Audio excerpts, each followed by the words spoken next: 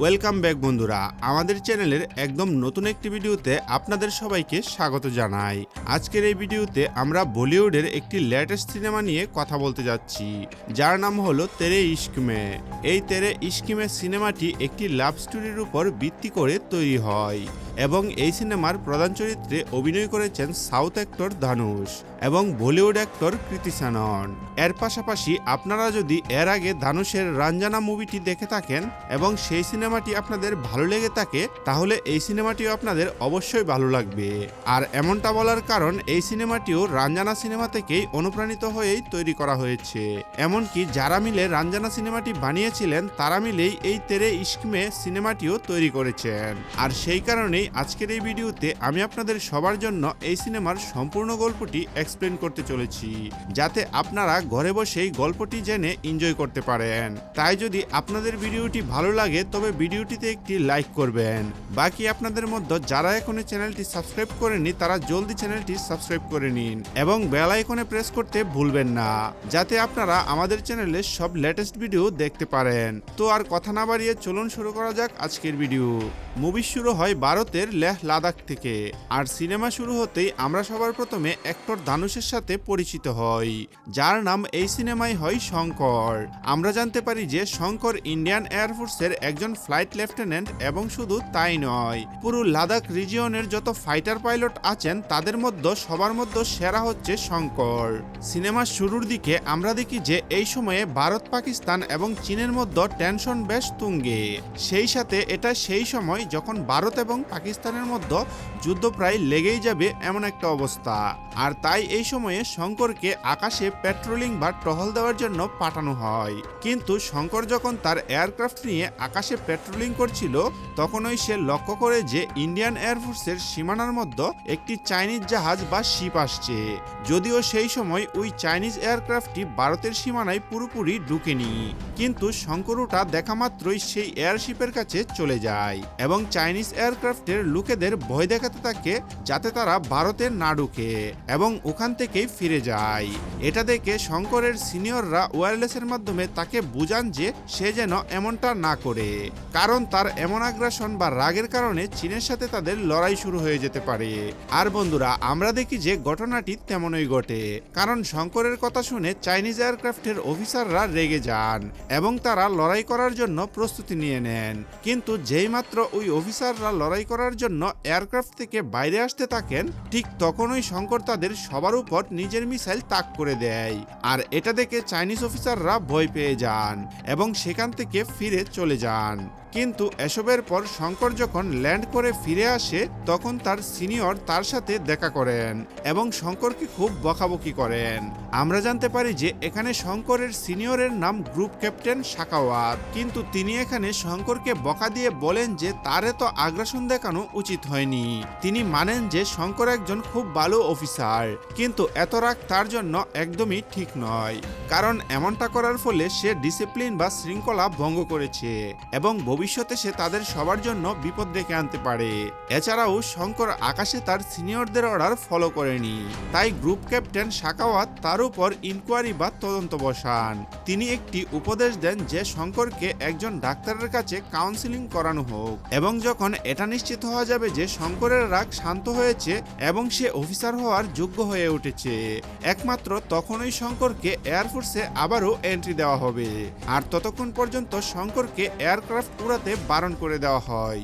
বন্ধুরা, ইনকোয়ারি বসার পরেই আমরা দেখি যে এই রিকোয়েস্টটি সোজা দিল্লিতে আসে এবং দিল্লিতে ইন্ডিয়ান এয়ারফোর্সের হেডকোয়ার্টারের ভেতর আমরা দেখি যে এই রিকোয়েস্টটি দেওয়া হয় সোজা ডাক্তার মুক্তিকে। আমরা দেখি যে ডাক্তার মুক্তি আর কেউ নন, বরং কৃতি শ্যানন। আর যেমনটা আমরা সিনেমার ট্রেলার থেকে জানি যে এই সিনেমায় শঙ্কর এবং মুক্তির আগে থেকেই অনেক বড় কোনো কানেকশন বা সম্পর্ক রয়েছে। কিন্তু বন্ধুরা, সেই কানেকশনটি আসলে কি, এটা আমরা সামনে জানতে পারবো। এখন এখানে দিল্লিতে ডাক্তার মুক্তি যখনই শঙ্করের ফাইল হাতে পান তখন ফাইলের ভেতরে শঙ্করের নাম এবং ছবি দেখে তিনি অবাক হয়ে যান। এর পাশাপাশি আমরা এটাও লক্ষ্য করি যে ডাক্তার মুক্তি এই সময়ে প্রেগনেন্ট বা গর্ভবতী, কিন্তু প্রেগনেন্ট হওয়া সত্ত্বেও তিনি বলেন যে তিনি এই কেসটি অবশ্যই নেবেন এবং তিনি শঙ্করের কাউন্সিলিং করতে আসবেন। এরপরে আমরা দেখি যে ডাক্তার মুক্তি সোজা লাদাখে আসেন এবং সেখানে এসে শঙ্করের সাথে দেখা করেন। কিন্তু বন্ধুরা, যেই তিনি শঙ্করের সামনে আসেন আমরা লক্ষ্য করি যে শঙ্কর তাকে দেখেই বমির বাহানা করে সেখান থেকে চলে যায় এবং সে তার সিনিয়রকে বলে যে তার বমি আসছে। আর এটা দেখে আমরা বুঝতে পারি যে অতীতে শঙ্কর এবং মুক্তির মাঝে এমন কিছু ঘটেছে যার কারণে শঙ্কর মুক্তিকে ঘৃণা করে। এরপরই ফ্ল্যাশব্যাক শুরু হয় এবং আমরা সোজা গল্পে চলে যাই 7 বছর আগে দিল্লিতে। বর্তমান সময়ের ঠিক 7 বছর আগে আমরা দেখি যে দিল্লির একটি কলেজে শঙ্কর এবং মুক্তি দুজনেই পড়াশোনা করত, কিন্তু এই কলেজের ভেতর এই দুজনের জীবন ছিল সম্পূর্ণই আলাদা। মুক্তি ছিল খুব ধনী পরিবারের মেয়ে আর অন্যদিকে শঙ্কর ছিল খুবই সাধারণ একটি পরিবারের ছেলে। এর পাশাপাশি শঙ্কর এই পুরো কলেজ এবং পুরো দিল্লি ইউনিভার্সিটির প্রেসিডেন্ট ছিল এবং সে এতটাই অ্যাগ্রেসিভ বা রাগী ছিল যে সে সবসময় মারামারি করত। শঙ্করের সাথে সবসময় তার 10-20 জন গুন্ডা থাকতো যারা বলতে গেলে ওই কলেজেরই ছাত্র ছিল, কিন্তু তারা শঙ্করের সাথেই মারামারি করত। কিন্তু শঙ্করের থেকে মুক্তি ছিল সম্পূর্ণই আলাদা। সে খুব শান্ত স্বভাবের মেয়ে ছিল এবং সে সাইকোলজি বা মনোবিজ্ঞান নিয়ে পড়াশোনা করত।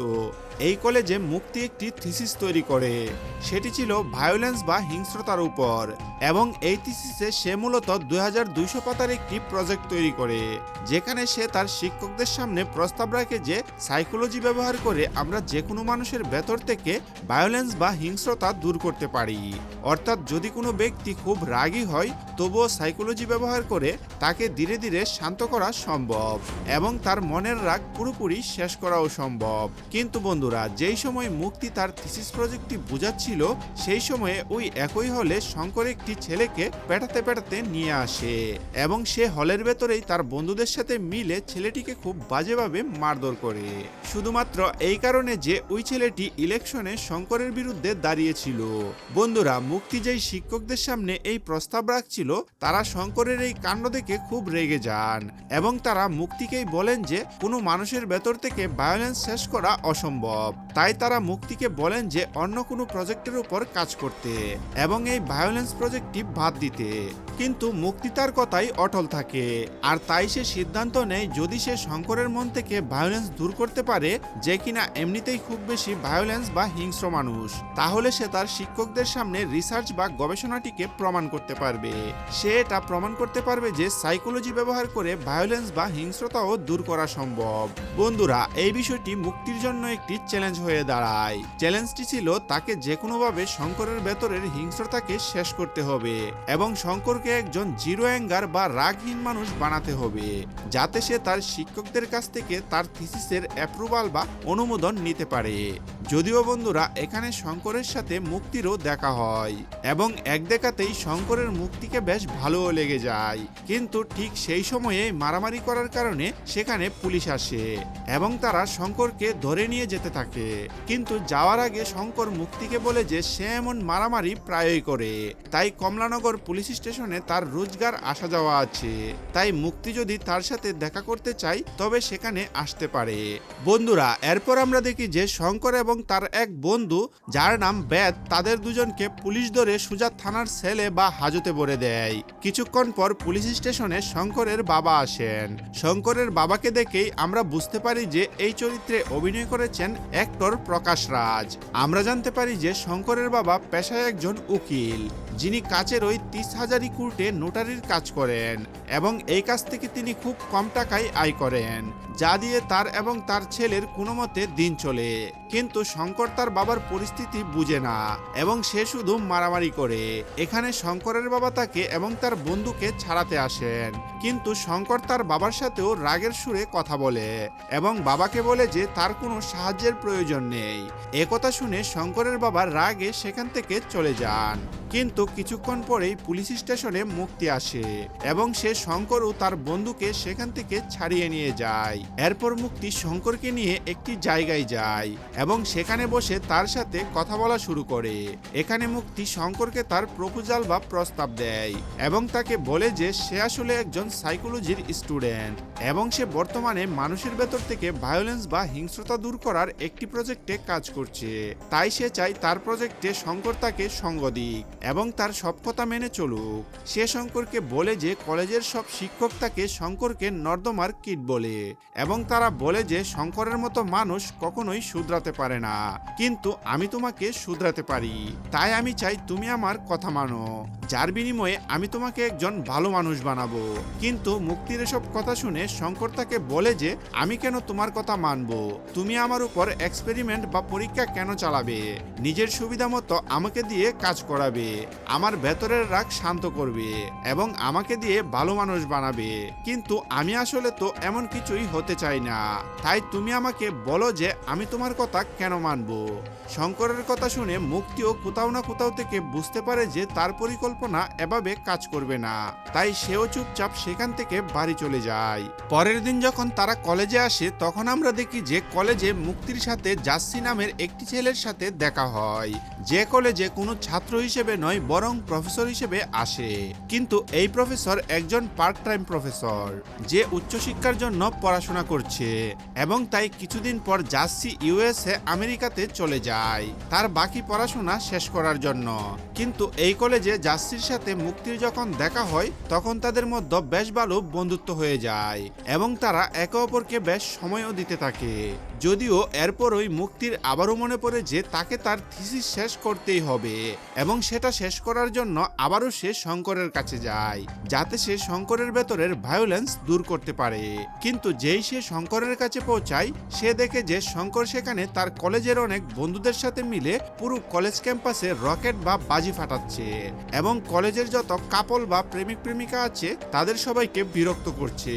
আর এসব সে করছে কারণ আজ ভ্যালেন্টাইন্স ডে এবং শঙ্কর আজকের দিনে কাউকে খুশি দেখতে চায় না। এসব দেখে মুক্তি যখন তাকে জিজ্ঞেস করে যে সে কেন এমন করছে তখন শঙ্কর মুক্তিকে বলে যে আমার তো কোনো গার্লফ্রেন্ড নেই, তাই এদেরকে কেন ছেড়ে দেব আমি। শঙ্করের এই কথা শুনে মুক্তি তাকে অফার দেয় যে যদি এই ব্যাপার হয় তবে আমি তোমার গার্লফ্রেন্ড হচ্ছি, কিন্তু হ্যাঁ শুধুমাত্র কাজের জন্য। তো এই চুক্তির আওতায় তুমি গার্লফ্রেন্ড পেয়ে যাবে আর আমি আমার কাজ শেষ করে নেব। যদিও শঙ্কর মুক্তির এই অফারেও একটু গড়িমসি করে আর তা শুনে মুক্তিরও একটু রাগ হয়। সে শঙ্করকে বলে এই পুরো শহরে নর্দমার কিট শুধু তুমি নও বরং আরো অনেকে আছে, তাই তুমি যদি আমার কথা না মানো তবে আমি অন্য কারোর সাথে চলে যাব, এমন কারোর সাথে যাব যে আমার কথা মানবে। একথা শুনে শঙ্করের একটু হাসি পায় এবং সে মুক্তির এই অফারে হ্যাঁ বলে দেয়। এরপর থেকে মুক্তি শুধুমাত্র কাজের জন্যই শঙ্করের গার্লফ্রেন্ড হয়ে যায় এবং এর বিনিময়ে শঙ্কর মুক্তির প্রজেক্টে তাকে সাহায্য করতে থাকে এবং তার এক্সপেরিমেন্টগুলোর উপর কাজ করতে শুরু করে। এরপর থেকেই মুক্তি শঙ্করের সাথে থাকতে শুরু করে এবং সে ধীরে ধীরে তাকে অবজার্ভ বা পর্যবেক্ষণ করে। সে ধীরে ধীরে শঙ্করের সব বিষয় জানতে শুরু করে। শঙ্কর কোথায় থাকে, কার সাথে কথা বলে, তার সারাদিনের রুটিন কি, তার পছন্দ কি কি তার অপছন্দ, সে কোথায় যেতে পছন্দ করে এবং সবচেয়ে বড় কথা সে কোন কোন জিনিসে রেগে যায়। এভাবে করতে করতে ধীরে ধীরে 2 মাস কেটে যায় এবং এই 2 মাসের মধ্যে আমরা দেখি যে শঙ্করের মনে মুক্তির জন্য অল্প অল্প ফিলিংস বা অনুভূতি আসতে শুরু করে, কিন্তু মুক্তির মনে শঙ্করের জন্য কিছুই আসে না।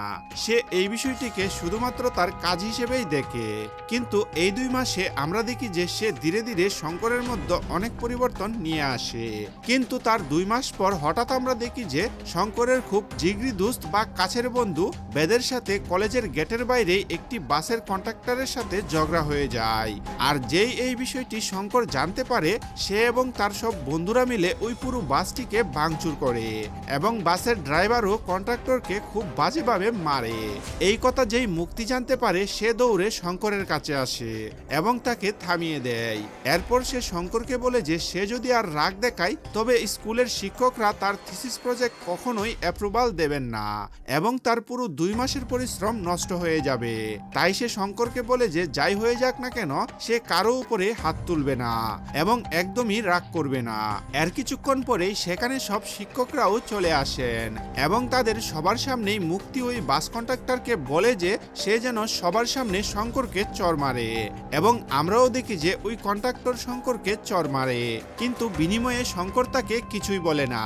আসলে এখানে মার খাওয়ার আগে শঙ্কর মুক্তিকে বলেছিল যে আমি এমনি এমনি তোমার কথা মানবো না, আমি তোমার কথা মানবো, কিন্তু তার বিনিময়ে আমার কিছু চাই। যে কথায় মুক্তিও রাজি হয়ে গিয়েছিল। আর তাই মুক্তিকে বাঁচানোর জন্য শঙ্কর যেমন চুপচাপ চর খেয়ে নেয় এবং উল্টো দিকের মানুষটিকে কিছুই বলে না, কিন্তু ঠিক তারপরেই মুক্তি শঙ্করকে নিয়ে সোজা হোটেল রুমে যায়। সেখানে গিয়ে শঙ্করকে বলে যে তার যা করার সে করতে পারে, কিন্তু এটা দেখে শঙ্কর মুক্তিকে বারণ করে দেয় এবং সে মুক্তিকে বলে যে আমি জানি নিজের কাজের জন্য তুমি এসবও করতে পারো, কিন্তু তোমার মতো আমাকে দিয়ে এসব হবে না। আর তারপর এই কথা বলে শঙ্কর সেখান থেকে চলে যায়। আর আসলে বন্ধুরা এসব এই কারণেই, কারণ শঙ্কর এখন ধীরে ধীরে মুক্তিকে ভালোবাসতে শুরু করেছে। এখন এরপরের দিন আমরা কলেজে দেখি যে শঙ্করের কারণে এখন মুক্তির থিসিস পেপারে শিক্ষকরা সই করে দিয়েছেন, যার ফলে মুক্তি তার প্রজেক্টে পাশ করে যায় এবং শেষমেশ সে সাইকোলজির ডাক্তার হয়ে যায়। এটা দেখে মুক্তি ভীষণ খুশি হয় এবং তাই সে তাড়াতাড়ি শঙ্করের সাথে গিয়ে দেখা করে এবং তাকে জড়িয়ে ধরে হাসতে হাসতে লাভ ইউ বলতে থাকে এবং শঙ্করকে বলে তোমার কারণে আজ আমার অনেক বড় একটা কাজ হয়ে গেল। এখানে শঙ্কর প্রথমে মুক্তির কথা শুনে এবং তারপর সে মুক্তিকে নিজের মনের কথা জানায়। সে মুক্তিকে বলে তুমি জানো আমার এত কেন রাগ হয়? আসলে আমার এত রাগ হওয়ার কারণ হলো আজ থেকে বহু বছর আগে যখন আমি ছোট ছিলাম এবং বয়স মাত্র 10 বছর ছিল, তখন আমার চোখের সামনে আমার মা আগুনে পুড়ে মারা যান। আমি নিজের চোখের সামনে আমার মাকে পুড়ে মরতে দেখেছি এবং তাই সেই কষ্টটা আমিও অনুভব করেছি। আর তারপর তার পরের দিন থেকেই রোজ আমি আমার ভেতর থেকে জ্বলতে থাকতাম এবং আমার জ্বালা পোড়ার কষ্ট হতে লাগলো। আর এটাই আমার এত রাগী হওয়ার কারণ হয়ে দাঁড়ালো, যার ফলে আমি নিজের রাগকে নিয়ন্ত্রণ করতে পারতাম না। কিন্তু মুক্তি তুমি আমাকে পুরোপুরি বদলে দিয়েছ। মুক্তি আমি তোমাকে খুব ভালোবাসি আর আমি চাই আমি সবসময় তোমার সাথেই থাকি। কিন্তু বন্ধুরা আমরা দেখি যে শঙ্করের এসব কথা শুনে মুক্তি অবাক হয়ে যায়, কারণ অবশ্যই শঙ্কর তো মুক্তিকে অনেক ভালোবাসতো, কিন্তু মুক্তি শঙ্করকে এক ফোঁটাও ভালোবাসতো না। এখন ঠিক এই সময়েই কলেজের গেটে মুক্তির এক বন্ধু আসে, যে মুক্তিকে ডাক দেওয়া মাত্রই মুক্তি শঙ্করকে ছেড়ে সেখান থেকে চলে যায় এবং তার বন্ধুর গাড়িতে বসে বেরিয়ে যায়। এটা দেখে মনে হয় শঙ্করের হৃদয় পুরোপুরি ভেঙে চুরমার হয়ে যায় এবং তাই শঙ্কর রাতে তার বন্ধুদের সাথে বসে মদ খায় আর এই কথার দুঃখ করে যে মুক্তি তাকে ধোঁকা দিয়েছে। এই সময়ে শঙ্করের এক বন্ধু তার কাছে আসে এবং শঙ্করকে জানায় যে আজ যে ছেলেটি মুক্তিকে গাড়িতে বসিয়ে নিয়ে গেল সে তার ব্যাপারে সব খোঁজখবর নিয়ে এসেছে। ওই ছেলেটি আসলে মুক্তির বাবার বন্ধুর ছেলে এবং সে মুক্তির সাথে ছোটবেলা থেকেই ফ্রান্সে পড়াশোনা করত। আর সে এটাও শুনেছে যে তাদের দুই বাবা মিলে তাদের বিয়েও ঠিক করে ফেলেছেন। এই কথা শুনে শঙ্করের ভীষণ রাগ হয় এবং যেই সে জানতে পারে যে এই মুহূর্তে মুক্তি ওই ছেলের সাথে কোনো বারের ভেতরে আছে, অমনি শঙ্কর তাড়াতাড়ি তাদের দুজনকে প্রশ্ন করতে চলে যায়। আর তারপর ওই বারের ভেতরে সে মুক্তি এবং তার বন্ধুর সাথে প্রচুর তর্কাতর্কি শুরু করে এবং সে মুক্তিকে বলে আমি তোমাকে ভালোবেসেছিলাম কিন্তু তুমি আমাকে ধোঁকা দিয়েছ। আর তারপর এই সব ড্রামার পর শঙ্কর সেখান থেকে চলে যায়। কিন্তু বন্ধুরা মুক্তি একজন সাইকোলজির ডাক্তার, তাই সে জানে যে শঙ্করের মতো সাইকোলজির মানুষরা কি করতে পারে। আর তাই মুক্তি সিদ্ধান্ত নেয় যে শঙ্করের বাড়ি গিয়ে তার সাথে দেখা করা উচিত এবং কথা বলে তাকে সবকিছু বোঝানো উচিত যে তার এবং মুক্তির কোনো মিল নেই, তাই শঙ্কর যেন তার জীবনে এগিয়ে যায়। এখন এই কথা ভেবে যেই মুক্তি শঙ্করের বাড়ি যায় সে দেখে যে শঙ্কর খুব ছোট এবং পুরনো একটি বাড়িতে থাকে। যখন সে শঙ্করের বাড়ি পৌঁছায় তখন সে দেখে যে শঙ্কর এই সময় তার বাবা এবং তার বন্ধু বেদের সাথে রাতের খাবার খাচ্ছে। এখন এখানে মুক্তি শঙ্করকে এটাই বলতে এসেছিল যে সে তাকে ভালোবাসে না এবং তাই শঙ্করেরও এই বিষয়টি বোঝা উচিত এবং জীবনে এগিয়ে যাওয়া উচিত। কিন্তু যেহেতু এই সময় শঙ্করের সাথে তার বাবাও ছিলেন, তাই মুক্তি এখানে শঙ্করকে এসব কথা বলতে পারে না। শুধু তাই নয়, বরং মুক্তি উল্টে শঙ্করকে পরের দিন নিজের বাড়িতে ডেকে নেয় এবং সে তাকে বলে যে সে তার বাড়িতে এসে তার বাবার সাথে কথা বলতে পারে। এই বলে মুক্তি সেখান থেকে চলে যায়। এখন মুক্তি এই কথা বলে যেই সেখান থেকে যায়, ঠিক তারপরেই শঙ্কর, তার বাবা এবং তার বন্ধু বেদ খুব খুশি হয়ে যায় এবং সেই সাথে তারা খুশিতে নাচতে শুরু করে এবং তারা এটা ভাবতে শুরু করে যে সম্ভবত মুক্তিরও শঙ্করের প্রতি ভালোবাসা জন্মেছে এবং তাই সে শঙ্করকে তার বাবার সাথে দেখা করার জন্য ডাকছে। এরপর পরের দিন শঙ্কর দেরি না করে মুক্তির বাবার সাথে দেখা করতে তাদের বাড়িতে যায়। কিন্তু যেই মুক্তির বাবা শঙ্করের সাথে দেখা করে আর কথা বলা শুরু করেন এবং তিনি শঙ্করকে নিচু দেখাতে থাকেন এবং জিজ্ঞেস করেন যে সে আসলে কত টাকা আয় করে এবং সে কি কাজ করে। কিন্তু যেহেতু শঙ্করের কাছে কোনো ভালো চাকরি নেই এবং সে টপগিরি বা মাস্তানি করে, তাই এসব বিষয় নিয়ে মুক্তির বাবা শঙ্করকে খুব অপমান করেন।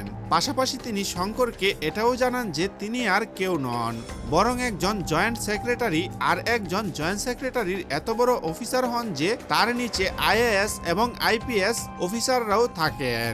এসব কথা শুনে শঙ্কর বুঝতে পারে যে মুক্তির বাবা তাকে নিচু দেখাচ্ছেন। তাই শঙ্কর মুক্তির বাবাকে বলে যে আপনি যেই পজিশনে আছেন সেখানে আসার জন্য আমাকে কি করতে হবে।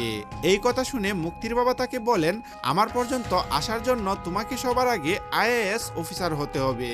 কিন্তু একটা আইএএস অফিসার হওয়ার জন্য 3টি ধাপ থাকে। প্রথম ধাপ প্রিলিমস এবং দ্বিতীয় মেইনস এবং তারপর ইন্টারভিউ।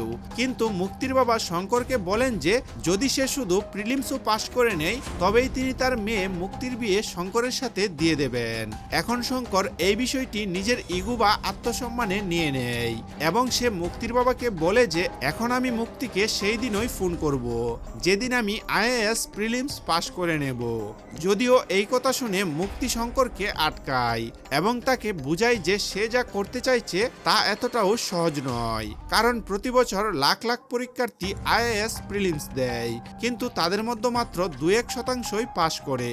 কিন্তু তবুও শঙ্কর মুক্তির কথা শুনে না এবং সে মুক্তিকে বলে যে সে তাকে সেই দিনই ফোন করবে যেদিন সে প্রিলিমস পাশ করে নেবে।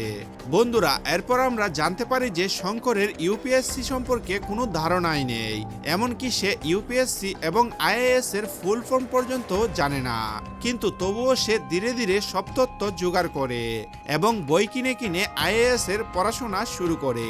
এরপর শঙ্কর দুবার পরীক্ষায় ফেলও করে, কিন্তু সে তৃতীয়বারে প্রিলিমস পাশ করে নেয় এবং তারপর সেই দিনই সে মুক্তিকে ফোন করে এবং তার সাথে দেখা করতে যায়। কিন্তু শঙ্কর যেই মুক্তির সাথে দেখা করতে তার বাড়ি যায়, তার চোখ কপালে উঠে যায়।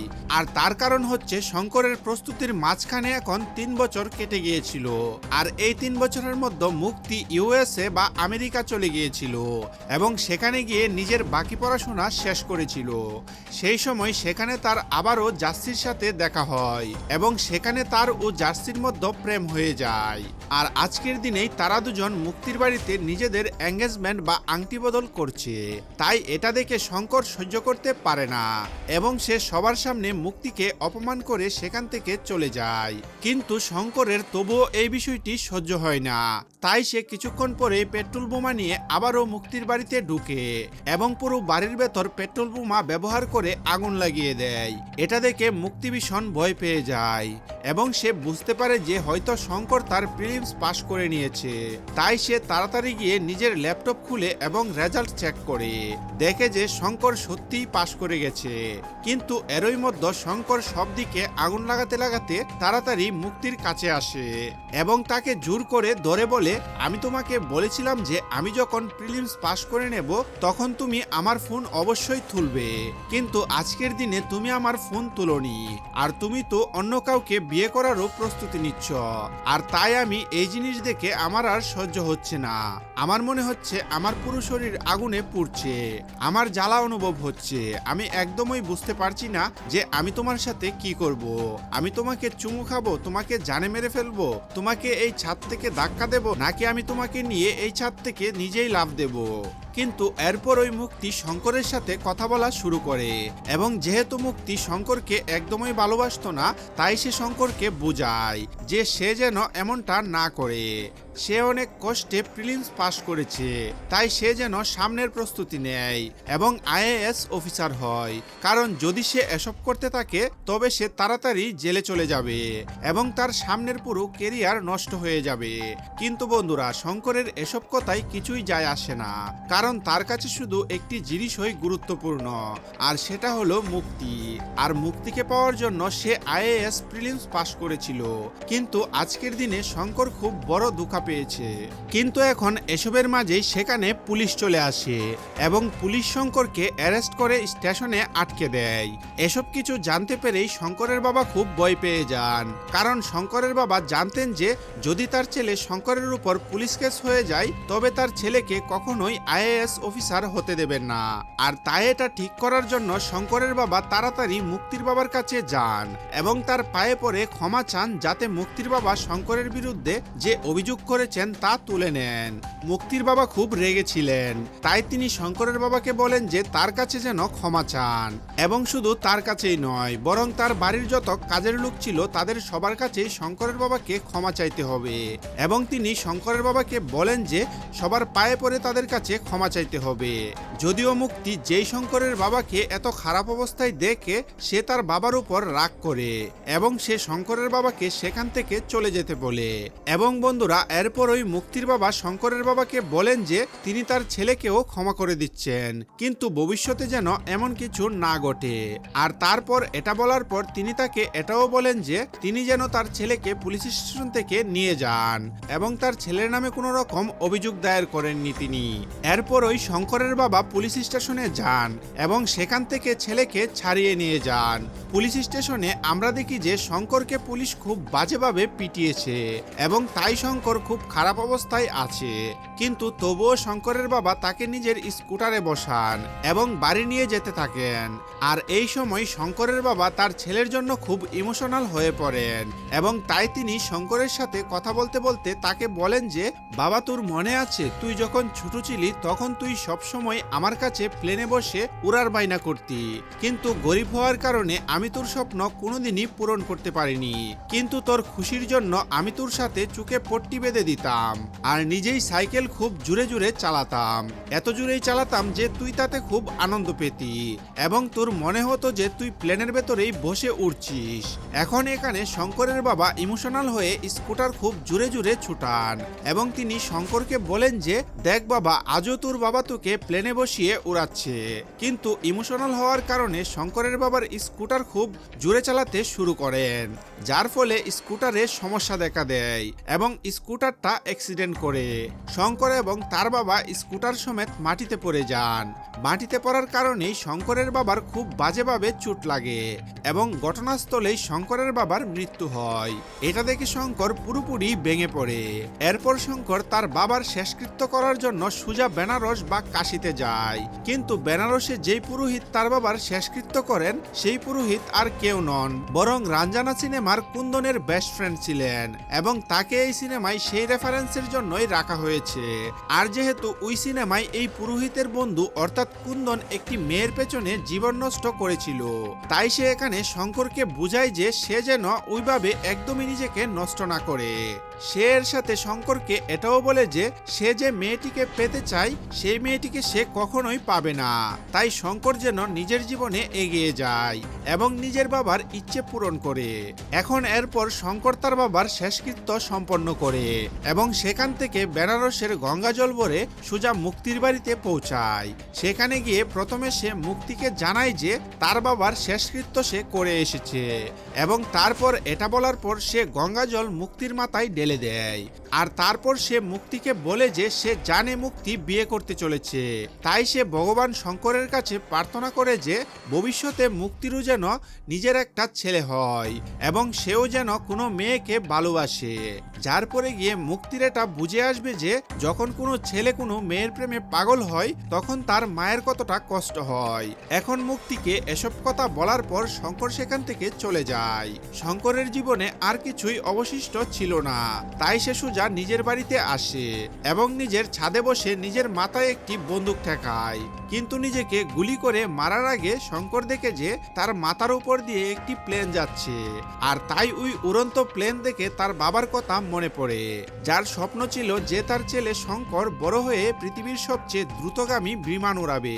আর এখন এর জন্য শঙ্কর সিদ্ধান্ত নেয় যে সে এখন আর কিছুই নয়, বরং ইন্ডিয়ান এয়ারফোর্সের একজন ফাইটার হবে এবং সে উড়াবে ইন্ডিয়ার সবচেয়ে ফাস্ট এয়ারক্রাফট। এখন এটা করার জন্য শঙ্কর ভীষণ পরিশ্রম করে এবং পড়াশোনা করে এয়ারফোর্সে সামিল হয়ে যায়, যার পর সে ট্রেনিং নিয়ে এয়ারক্রাফট উড়ানো শুরু করে এবং তারপরই শঙ্করের পোস্টিং সোজা লাদাখে হয়। এবং তারপর থেকেই শঙ্কর কি কি করে সেই সব জিনিস আমরা সিনেমার শুরুতেই দেখেছিলাম, কিন্তু বন্ধুরা এর অন্যদিকে আমরা মুক্তির গল্প দেখতে পাই এবং আমরা জানতে পারি যে যেদিন মুক্তির বিয়ে হচ্ছিল, অর্থাৎ সেই দিন যেদিন শঙ্কর মুক্তির মাথায় গঙ্গাজল ঢেলে গিয়েছিল, সেই দিন ওই মুক্তি শঙ্করের ভালোবাসাও বুঝতে পেরেছিল এবং তাই সে নিজের বিয়ে ভেঙে দিয়েছিল। কিন্তু বিয়ে ভাঙার পর সে যেই রাতে শঙ্করের বাড়িতে যায়, তখন সে জানতে পারে যে শঙ্কর এখন বাড়ি ছেড়ে এখান থেকে কোথাও অনেক দূরে চলে গেছে। সেই সাথে এখন সে কোথায় থাকে এই ব্যাপারে কেউই জানে না এবং সে কারোর সাথে কোনো যোগাযোগও রাখেনি। এখন এই বিষয় নিয়ে ভেবে ভেবে মুক্তি আরো বেশি চিন্তিত হয়ে যায়। সে ধীরে ধীরে মদ খেতে শুরু করলো এবং ধীরে ধীরে সে তার পুরো স্বাস্থ্য নষ্ট করে ফেললো। কিন্তু মুক্তির বাবা চাইতেন যে মুক্তি যেন বিয়ে করে নিক এবং তাই তার বাবার কথা মেনে মুক্তি জাসিকে বিয়ে করে নেয়, যার পর ভবিষ্যতে সে প্রেগনেন্টও হয় এবং মুক্তি জানতে পারে যে সে খুব শীঘ্রই তার একটি ছেলে হতে চলেছে। কিন্তু মুক্তি মদ খেয়ে নিজের এতটা অবস্থা খারাপ করে ফেলেছিল যে এখন তার ব্লাড ক্যান্সার হয়ে গেছে। এমনকি মুক্তির অবস্থাও এতটাই খারাপ হয়ে গিয়েছিল যে তাকে দেখে তার বাবাও সেই কষ্ট সহ্য করতে পারতেন না, আর এই জন্য তার বাবারও হার্ট অ্যাটাক হয়, যার কারণে মুক্তির বাবাও তার শেষ নিঃশ্বাস গুনছেন। আর বন্ধুরা এরপরে কি হয়েছিল তা আমরা সিনেমার শুরুতেই দেখেছিলাম, কারণ এরপরে হঠাৎ একদিন মুক্তি শঙ্করের ফাইল পায়। সে শঙ্করের কেসটি নিজের হাতে নিয়ে নেয় এবং তারপর সে শঙ্করের সাথে দেখা করতে এবং তার কাছে ক্ষমা চাইতে সোজা লাদাখে চলে আসে, একদম শঙ্করের কাছে চলে আসে। এখন এইসব পুরনো গল্প শেষ হয়ে বর্তমান সময়ে ফিরে আসে এবং এখানে মুক্তি শঙ্করের সাথে গিয়ে কথা বলে। মুক্তিকে দেখে শঙ্কর ভীষণ রেগে যায়, কিন্তু মুক্তি শঙ্করকে বুঝাতে গিয়ে বলে, শঙ্কর আমার কথা বুঝো, যে কোনো মেয়ে সবসময় একজন রাজকুমারের স্বপ্ন দেখে, কোনো মজদুরের নয়। আর তাই শঙ্কর আমিও সবসময় এমন ছেলের স্বপ্ন দেখতাম যে আমার সমকক্ষ হবে এবং যে আমাকে সুখে রাখবে, আর এই কারণেই আমি তোমাকে কখনো ভালোবাসতে পারিনি। কিন্তু সত্যি বলতে কি ধীরে ধীরে আমিও তোমাকে ভালোবাসতে শুরু করেছিলাম, আর আজ আমার যে অবস্থা তার কোথাও না কোথাও তোমার কারণেই হয়েছে, কারণ তোমার কারণে আমি এত বেশি মদ খেতে শুরু করি এবং নিজের অবস্থা এমন করে ফেলেছি। কিন্তু বন্ধুরা আমরা দেখি যে মুক্তির এসব কথা শুনে শঙ্কর হাসতে থাকে, আর তাই শঙ্করকে দেখে মুক্তি তাকে বলে যে আমি জানতাম যে যখন আমি তোমাকে এসব বলবো তুমি আমাকে নিয়ে হাসবে। আর তাই শঙ্কর আজ না আমি তোমার কাছে ভালোবাসার কথা বলতে এসেছি, আর না আমি তোমার কাছে কোনো ক্ষমা চাইতে এসেছি, বরং আজকের দিনে আমি এখানে এসেছি আমার ছেলের জন্য। আসলে বন্ধুরা আমি আপনাদেরকে বলেছিলাম যে এটা সেই সময় যখন ভারত ও পাকিস্তানের মধ্যে যুদ্ধ শুরু হতে চলেছিল, আর তাই এখানে মুক্তি শঙ্করকে বলে যে তার স্বামী জাসি নেভিতে আছে এবং তাকে এই সময়ে আইএনএস বিজয় লড়াই করার জন্য পাঠানো হয়েছে। তাই হতে পারে যে এই বাচ্চার বাবা অর্থাৎ জাসি হয়তো আর জীবিত ফিরে আসবে না, কিন্তু এরপর পাশাপাশি তুমিও এয়ারফোর্সের পাইলট এবং তাই আজকের দিনে যদি আমি তোমার ফাইলে সই করে দিই তবে তুমিও সোজা যুদ্ধে লড়াই করতে চলে যাবে, যার পরে তুমিও বেঁচে ফিরবে কিনা তা কেউ জানে না। আর তাই শঙ্কর আমি তোমার ফাইলে সই করতে চাই না, আমি চাই তুমি এই যুদ্ধ ছেড়ে দাও এবং তুমি আমার বাচ্চাকে সামলাও। এখন এখানে শঙ্কর মুক্তির কথা মানতে পুরোপুরি অস্বীকার করে, কিন্তু পর মুহূর্তেই মুক্তির শরীর খারাপ হয়ে যায় এবং তার শরীর থেকে রক্ত বের হতে শুরু করে, যা দেখে শঙ্করের মন গলে যায় এবং সে বুঝতে পারে যে হয়তো তার আর কিছুক্ষণের মধ্যেই মুক্তির ডেলিভারি হতে চলেছে। তাই সে মুক্তিকে জলদি করে কুলে তুলে হাসপাতালের ভিতরে নিয়ে যেতে থাকে। এখানে মুক্তি আবারও শঙ্করের কাছে এই কথা দেওয়ার জন্য বলে যে সে তার মৃত্যুর পর তার ছেলেকে সামলাবে, কিন্তু শঙ্কর মুক্তিকে বলে যে যদি সে তার ছেলেকে সামলায় তবে সে নর্দমার কীট হিসেবে পরিচিত হবে, কারণ সে নিজেও একটা নর্দমার কীট। কিন্তু একথা শুনে মুক্তি শঙ্করকে বলে যে সে নিজেই এক নর্দমার কীটকে মানুষ বানিয়েছে এবং সেই মানুষটি আজকের দিনে ইন্ডিয়ার এয়ারফোর্সের সেরা পাইলট, আর তাই সে জানে যে তার ছেলে শঙ্করের সাথে পুরোপুরি সুখে থাকবে। কিন্তু এসব কথা শোনার পর শঙ্কর মুক্তিকে বলে যে তোমার এসব ভাবার কোনো প্রয়োজন নেই, কারণ আজকের দিনে আমি যুদ্ধে যাব এবং নিজের দেশের শত্রুদের সাথে লড়াই করব, কারণ এখন আমার একটাই কর্তব্য, আর তা হলো আমার দেশকে রক্ষা করা। আর রইল তোমার ছেলের কথা, তার সুরক্ষা তার বাবাই করবে, অর্থাৎ যাচ্ছি, আর আমি থাকতে যাচ্ছির কিছুই হবে না, আমি তোমাকে কথা দিলাম।